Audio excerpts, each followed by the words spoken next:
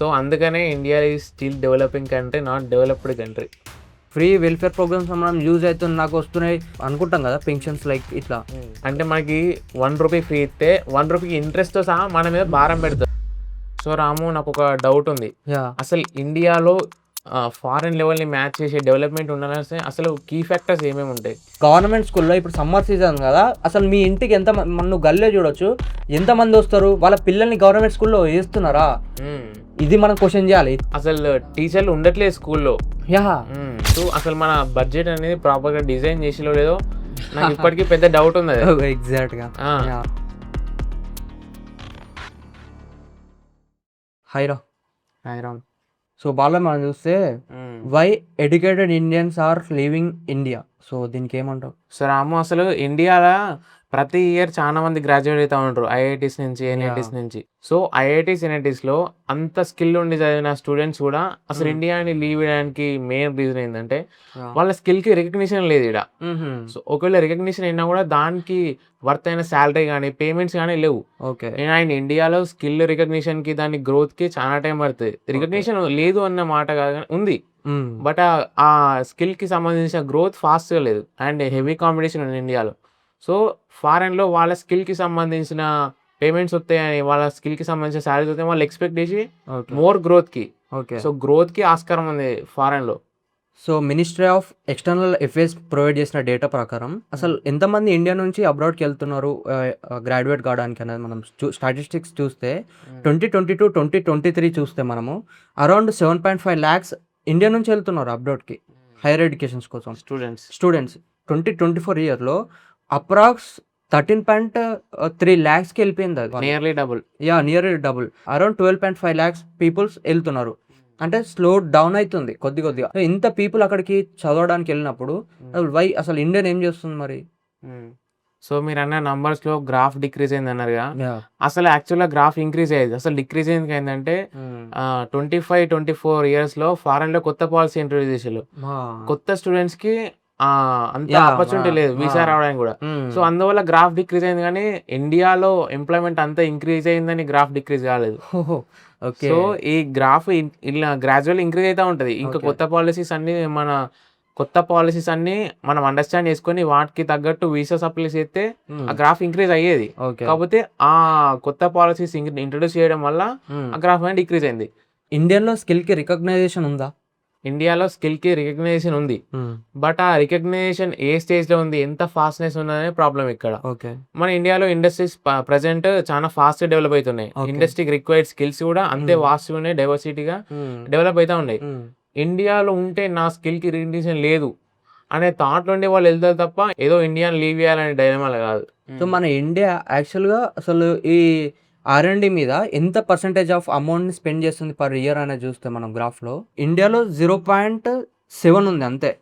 And other countries చూస్తే మనము United states 3.5% ఉంది, అండ్ చైనా చూస్తే 2.4 ఉంది, అండ్ జర్మన్ చూస్తే 3.1% ఉంది, అండ్ సౌత్ కొరియా 4.5% ఉంది, ఇజ్రాయెల్ వచ్చేసరికి 5% ఉంది. అసలు మీరు చూస్తే మన ఇండియా R&D మీద ఎంత ఇన్వెస్ట్ చేస్తుంది అనేది మీరు చూడొచ్చు. సో అండ్ ఇది పర్సనల్ కేసు ఒకటి నాకు తెలుసు, ఎందుకంటే IIT 2024 JEE అడ్వాన్స్లో Air 1 వచ్చిన ఒక స్టూడెంట్ వేద్ లహోతి అని. సో ఆయన IIT బాంబేలో టాప్ సీట్ CSC Air 1 అంటే ఆయన స్టేజ్ మీరు ఎక్స్పెక్ట్ చేయొచ్చు ఏ సీట్ వచ్చి ఉంటుంది. బట్ ఆయన IIT లీవ్ చేసి MIT జాయిన్ అయ్యాడు. సో ఆయన చెప్పిన స్టేట్మెంట్ ఏంటంటే I'm fully satisfied with IIT, but నాకు కావాల్సిన రీసెర్చ్ ఇక్కడ లేదు. అసలు IIT బాంబే టాప్ రీసెర్చ్ ఇన్స్టిట్యూషన్స్లో టాప్ 100లోనే లేదు, 107 ర్యాంక్ ఉంటుంది IIT బాంబేకి. MIT top 1 rank. సో ఆ రీసెర్చ్ అండ్ డెవలప్మెంట్కి ఇండియాలో అంత స్కోప్ లేకపోవచ్చు ఆయన థాట్ తోడనే IIT లీవ్ చేసి MIT జాయిన్ అయ్యాడు. సో మీరు అర్థం చేసుకోవచ్చు, టాప్ 1 ర్యాంక్ స్టూడెంట్సే ఇండియాలో గ్రాడ్యుయేట్ అవ్వడానికి ప్రిఫర్ చేస్తలేరు. సో యావరేజ్ స్టూడెంట్స్కి మైండ్ సెట్ ఎట్లా ఉంటుంది ఇంకా? సో బాలరాజు, మరి మనం ఇక్కడ నుంచి అక్కడికి వెళ్తున్నాం అబ్రాడ్కి స్టడీ చేయడానికి, మరి మన ఇండియా మోస్ట్ డెవలపింగ్ కంట్రీ అంటున్నాం కదా, మరి ఫారెన్ వాళ్ళు మన ఇండియాకి ఎందుకు రావట్లేదు స్టడీ చేయడానికి? ఇది మేజర్ డ్రాబ్యాక్ ఇది. ఎందుకంటే ఇండియన్స్ ఫారెన్ వెళ్తున్నారు, ఎట్లా అంటే ఇందులో ఇంపోర్ట్ ఉంది, ఎక్స్పోర్ట్ లేదు. ఫారెన్ స్టూడెంట్స్ ఇండియాలో చదవడానికి ప్రిఫర్ అయ్యారు ఫస్ట్ ఆఫ్ ఆల్. ఎందుకంటే ఇండియాలో రీసెర్చ్ అండ్ డెవలప్మెంట్ చాలా తక్కువ ఉంది. ఓకే. మెయిన్ అసలు క్లెవర్ స్టూడెంట్స్ అందరూ రీసెర్చ్ అండ్ డెవలప్మెంట్ గానీ, ఇన్నోవేషన్స్ గానీ, ఇన్నోవేషన్ మీద. ఆ! ఐఐటీలో చదువుతున్న ప్రతి ఒక్కరు హ్మ్. ఇక్కడ చదివి హ్మ్. అక్కడ జాబ్ ఎత్తళ్ళు. అడోబ్ చూస్తే శాంతను నారాయణ్ మన ఇండియన్. అండ్ మైక్రోసాఫ్ట్ సీఈఓ చూస్తే సత్య నాదెన్లా. అండ్ గూగుల్ సీఈఓ చూస్తే సుందర్ పిచాయ్. సో ఇలా పెద్ద పెద్ద వాళ్ళు ఎక్కడికి వెళ్ళి సీఈఓస్ ఉంటున్నారు కదా, అవే బెనిఫిట్స్ ఫారెన్లో దొరికే కంటే అవి మన ఇండియాలో ప్రొవైడ్ చేస్తే మనకే సమ్ స్టార్టప్స్ వచ్చి మనం కూడా సమ్ ఇంపోర్ట్ ఎక్స్పోర్ట్స్లో మనం టాప్ ఉండొచ్చు కదా. ఇండియాలో స్టార్టప్స్‌కి అంత స్కోప్ లేదు. ఓకే. ఇప్పుడు ఎవరైనా నేను సెక్యూర్‌గా ఉండాలి, రేపు రేపు ఫుడ్ కోసం ఆలోచిస్తారు గానీ, రిస్క్ తీసుకొని దాన్ని ఇన్వెస్ట్ చేయడానికి ఆలోచించరు. అందుకని ఇండియాలో ఈ స్టార్టప్స్ గానీ, ఇన్నోవేషన్స్ కానీ చాలా తక్కువున్నాయి. ఓకే. ఉన్నాయి. కానీ ఆ నంబర్ తక్కువుంది. అదే కంపేర్ టు యూఎస్ గానీ, యునైటెడ్ కింగ్డమ్ గానీ ఆ నంబర్ ఎక్కువుంది. అక్కడ రిస్క్ తీసుకోవడానికి వాళ్ళు ఇష్టపడతారు. ఐటీ హబ్ ఇంట్రొడ్యూస్ చేసింది హైదరాబాద్లో. సో అందులో మీకు ఏదైనా స్టార్టప్ ఐడియాస్ ఉంటే మీరు దాంట్లో చేయండి, దానికి స్కోప్ ఉందంటే we can develop that startup అని చెప్పి మన ఐటీ హబ్ క్లియర్గా మెన్షన్ చేశారు కదా. మరి ఎందుకు ఐటీ హబ్కి వెళ్తున్నాయి అసలు ఈ స్టార్టప్ కంపెనీస్ కానీ, ఈ స్టార్టప్ ఐడియాస్ కానీ అసలు రీచ్ అవుతున్నాయా అక్కడ దాకా? సో ఒక రీసెంట్ స్టడీలో చూసుకుంటే యూఎస్లో $750 బిలియన్స్ ఇన్వెస్ట్ చేస్తారు just research and development. Okay. At the same time ఇండియాలో 75 బిలియన్సే. సో ఈ 10 టైమ్స్ తక్కువ ఈ నంబర్ అనేది. సో జీడిపి రేట్లో మన ఇండియా యూఎస్ టాప్ ర్యాంకింగ్లో ఉన్నా కూడా మన ఇండియా అంత ఇన్వెస్ట్ చేయాలనుకోవట్లేదు research and development. Okay. So ఈ డ్రాబ్యాక్ వల్లనే మన ఐటీ టవర్స్కి, ఐటీ హబ్స్కి ఐడియాస్ రీచ్ అయినా కూడా వాటిని ఐడియాస్ మీద డెవలప్ జస్ట్ ఈ ఐడియాస్ కామన్గానే ఉన్నాయి, రిజెక్ట్ అవుతుంది తప్ప దాని మీద ఓకే ఐడియా ఉంది, మన ఇంప్లిమెంటేషన్ జరుగుతుంది. ఇన్నోవేషన్స్ ఉన్నాయని దాని మీద ప్రాపర్ స్టడీ లేదు. యా. అందుకనే మన ఇండియాలో ఇన్నోవేషన్స్ కూడా చాలా తక్కువ ఉన్నాయి మీరు కంపేర్ చేసుకుంటే. సో అందుకనే India is still developing country, not developed country. అందుకే బాలాజీ మన ఇండియా ఇప్పటికీ స్టిల్ డెవలపింగ్ కంట్రీ లాగానే ఉంది. డెవలప్డ్ కంట్రీ కావాలంటే R&D లైక్ ఇలాంటి రీసెర్చ్ వర్క్ జరగాలి. జరిగినప్పుడే డెవలపింగ్ కంట్రీస్గా మారుతాం. సో మరి బాలాజీ మన ఫారెన్లో మోస్ట్లీ ఈ స్టడీ ఎక్స్పెన్సెస్ కానీ ఎక్కువ ఉంటాయి అని చెప్పి అంటారు కదా. సో మన ఇండియాలో తక్కువ ఉన్నా కూడా ఎందుకు అక్కడికే మైగ్రేట్ అవుతున్నారు స్టడీ హైయర్ ఎడ్యుకేషన్స్ కోసం? యాక్చువల్గా మెడికల్ ఫీల్డ్లో ఇండియాలో ప్రైవేట్ ఎంబీబీఎస్ సీట్ కావాలంటే నియర్లీ 40 to 70 lakhs అవుతాయి. ఓ మేజర్. సో ఒక ఎంబీబీఎస్ సీట్లో గ్రాడ్యుయేట్ కావాలంటే ఇంత ఖర్చు ఉంది.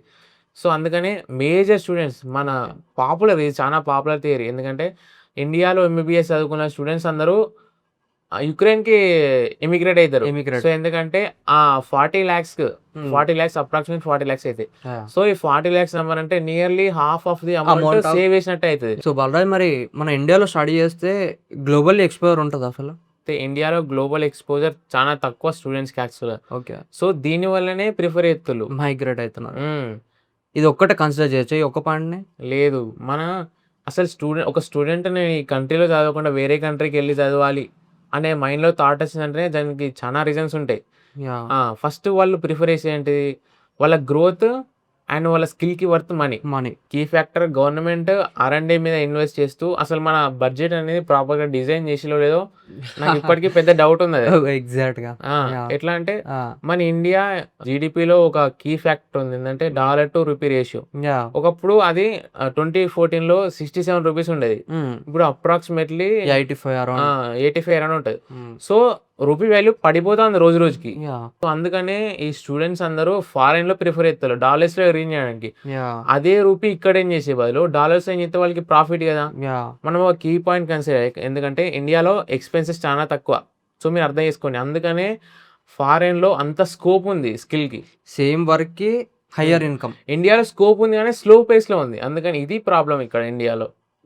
దీన్ని అసలు మనం ఎట్లా స్టార్ట్ చేయగలుగుతాం మనం మళ్ళీ దీన్ని? జీడిపి మనం past 10 years present 2 to 3 years చూసుకుంటే జీడిపి రేట్లో ఇండియా టాప్ కంట్రీస్ లో ఉంది.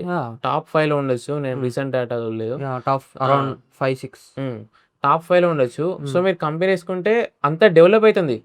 బట్ ఆ రియల్ నంబర్స్ మన పీపుల్ మీద రిఫ్లెక్ట్ అవుతాయి అంటే కొన్ని సెక్టార్స్ లో రిఫ్లెక్ట్ అవుతాయి, అన్ని సెక్టార్స్ లో రిఫ్లెక్ట్ అవుతలేవు. సో రాము, నాకు ఒక డౌట్ ఉంది, అసలు ఇండియాలో ఫారెన్ లెవెల్ని మ్యాచ్ చేసే డెవలప్మెంట్ ఉండాలంటే అసలు కీ ఫ్యాక్టర్స్ ఏమేమి ఉంటాయి? మెయిన్గా మన ఫారెన్ లెవెల్ కంటే బెటర్‌గా ఉండడానికి కొన్ని ఫ్యాక్టర్స్, మేజర్ ఫ్యాక్టర్స్ ఉంటాయి. సో, అందులో మనం వన్ బై వన్ నేను స్టెప్ వైస్‌గా మీకు చెప్తాను. సో, అందులో చూస్తే హై వాల్యూ జాబ్స్ అంటే లైక్ బెటర్ సాలరీస్ ఇవ్వాలి. అంటే సేమ్ మనం ఇప్పుడు ఏదైతే మనం హై సాలరీస్ కోసం అబ్రాడ్‌కి వెళ్తున్నామో అది ఇక్కడ జరగాలి. అంటే స్కిల్‌కి వాల్యూ ఇవ్వాలి ఫస్ట్. అంటే స్కిల్ రికగ్నిషన్ ఉండాలి. ఉండాలి. అండ్ సెకండ్ వచ్చేసి స్కిల్ బేస్డ్ ఎకోసిస్టమ్ ఉండాలి. కంప్లీట్‌గా గొడ్డు చాకిరీ చేయడం కాదు, లేబర్ వర్క్ చేయడం కాదు. అంటే హార్డ్ వర్క్ అంటే స్మార్ట్ వర్క్ తోటి మెనీ ఆఫ్ థింగ్స్ క్రియేట్ చేయొచ్చు. సో, అది ఇండియాలో జరగాలి. అండ్ నెక్స్ట్ చూసుకుంటే ఎడ్యుకేషన్ సిస్టమ్ అప్‌గ్రేడ్ ఇది మేజర్ థింగ్ ఉంటది. అసలు డిగ్రీతో పాటు స్కిల్ ఉంటే ఎంత బెనిఫిట్ అయితదనే చెప్పి మాట్లాడినాం. కానీ ఇక్కడ డిగ్రీ ఒకటే వస్తుంది కానీ స్కిల్‌కి స్కోప్ లేదు. సో, ఆ స్కోప్ అనేది మన ఇండియాలో క్రియేట్ కావాలి. అయినప్పుడు మన మైగ్రేషన్ తగ్గుద్ది. మనం లాస్ట్ పాయింట్ తీసుకుంటే గ్లోబల్ లెవెల్ ఆపర్చునిటీస్ అనేది మన ఇండియాలో జరగాలి. లైక్ రిమోట్ వర్క్స్ అనేది మన ఇండియాలో డెవలప్ కావాలి అవి. ఎక్కడనో చేసిన లైక్ మదర్ బోర్డ్స్ కానీ ఇవన్నీ మనం ఇంపోర్ట్ చేసుకుంటున్నాం. ఈ ఇంపోర్ట్స్ తగ్గి ఎక్స్పోర్ట్స్ పెరిగితే మన ఇండియన్ చాలా గ్రో అవుతుంది. గ్రో కాదు అక్కడ మేజర్ 70% డెవలప్డ్ అయిపోద్ది. సో, ఎక్కడనో తయారు చేసుకొని ఇక్కడికి ఇంపోర్ట్ చేసుకోవాలి. ఆ మ్యానుఫ్యాక్చరింగ్ ఇక్కడైతే అవ్వదు. ఎగ్జాక్ట్ అది జరగాలంటే చాలా R&D జరగాలి. R&D జరగాలంటే 0.7% పెడితే R&D జరగదు. గవర్నమెంట్ నంబర్ ఇంక్రీజ్ కావాలి. మనం అసలు అన్నెసెసరీ థింగ్స్ మీద చాలా ఇన్వెస్ట్ చేస్తున్నాం. గవర్నమెంట్ ఫ్రీ స్కీమ్స్ అని వెల్ఫేర్ ప్రోగ్రామ్స్ చాలా ఉన్నాయి. కానీ అవి యూజ్ అవుతున్నాయి అంటే యూజ్ అయ్యేటి 70% ఉంటే 30% మైనస్ ఉంది. మన ₹100 30% అంటే అది గవర్నమెంట్ లెవెల్లో చూస్తే స్మాల్ స్కేల్ చూసుకుంటే ఎఫెక్ట్ కాదు కానీ మేజర్ బడ్జెట్ లార్జ్ స్కేల్ ఉంది. 1% అన్న మేజర్ డ్యామేజ్ అయ్యే ఛాన్సెస్ ఉంటుంది. సో ప్రాపర్ గా మళ్ళీ ఆ డ్యామేజ్ అంతా సిటిజన్స్ ఆఫ్ ఇండియా మీదనే పడుతుంది. ఇండిజన్ మన మీద పడుతుంది. మనం క్లియర్ గా చూస్తున్నాం, పెట్రోలియర్స్ చూస్తున్నాం, మన మీద పడుతుంది. మనకి ఫ్రీ వెల్ఫేర్ ప్రోగ్రామ్స్ మనం యూజ్ అవుతుంది, నాకు వస్తున్నాయి, మంత్ కి ఇంత నాకు బెనిఫిట్ అవుతుంది అని చెప్పి మనం అనుకుంటాం కదా, పెన్షన్స్ లైక్ ఇట్లా. అంటే మనకి ₹1 ఫ్రీ ఇస్తే ₹1 ఇంట్రెస్ట్ తో సహా మన మీద భారం పెడుతుంది. అంటే ఈ సిస్టమ్ ఈ లూప్ హోల్స్ ని కవర్ చేయడానికి ఫ్రీ స్కీమ్స్ ఇంట్రడ్యూస్ చేస్తుంది. ఫ్రీ స్కీమ్స్ ని ఇంట్రడ్యూస్ చేసి మిడిల్ క్లాస్ మైండ్ సెట్ ని ట్రాప్ లో పెట్టుకున్నారు వాళ్ళు. ఇంకోటి డ్రగ్ కల్చర్ మేజర్ గా ఇప్పుడు మన యూత్ పీపుల్ ఎవరైతే ఉన్నారో డ్రగ్ అడక్షన్ అనేది విపరీతంగా ఉంది. సో ఈ డ్రగ్ అడక్షన్ అనేది కంప్లీట్ గా మైనస్ కావాలి. అది కాకపోతే ఏమైందంటే దానికి ఒక్కసారి అలవాటు పడ్డాడు అంటే మన రేషియో మనం చూస్తే మన వీడియో ఏంటంటే ఇప్పుడే నేను చెప్తున్నా గైస్, మన next video government school versus private school. ఈ ఫౌండేషన్ లెవెల్లో పేరెంట్స్ ఇంపాక్ట్ కంటే స్కూల్ ఇంపాక్ట్ చాలా ఉంటది. సో వాళ్ళు స్పెండ్ చేసే టైం కూడా స్కూల్లోనే, పేరెంట్స్ కంటే స్కూల్లోనే ఎక్కువ ఉంటది. స్కూల్లోనే ఎక్కువ ఉంటది. సో స్కూల్లోనే వాళ్ళ మానిటరింగ్ సిస్టమ్ జరగాలి, ఆ మానిటరింగ్ ట్రాకింగ్ సిస్టమ్ జరగాలి. ప్రైవేట్ స్కూల్లో జరుగుతుంది ఆబ్వియస్ గా, గవర్నమెంట్ స్కూల్లో జరగట్లేదు అంటే నేను దాన్ని ఏం అనట్లేదు. రీసెంట్ లాస్ట్ 2 months లో అసలు ఎన్ని జరిగినాయి, ఎన్ని ఘోరాలు జరిగినాయి ఇన్సిడెంట్స్. స్టూడెంట్ ఎవరైనా సార్ని కొడతారా? ఇది అసలు ఇది చేయాల్సిన పనేనా? మనం థింక్ చేయాలి. మన ఇండియన్ ఎడ్యుకేషన్ అసలు ఎంత రూట్ లెవెల్ ఎంత డ్యామేజ్ ఉందంటే మనం దీని మీద ఖచ్చితంగా మనం అది చేయాలి. ఇంకో ఎగ్జాంపుల్ చెప్తా. వాళ్ళు పర్ మంత్ మంచి అమౌంట్ వచ్చిన వాళ్ళు ఏం చేస్తారంటే ప్రైవేట్ స్కూల్లో జాయిన్ చేపిస్తున్నారు. నువ్వు చూడొచ్చు, మన గవర్నమెంట్ టీచర్స్ అండ్ సార్సే వాళ్ళ స్టూడెంట్ ని గవర్నమెంట్ స్కూల్లో చదివిపియట్లేదు.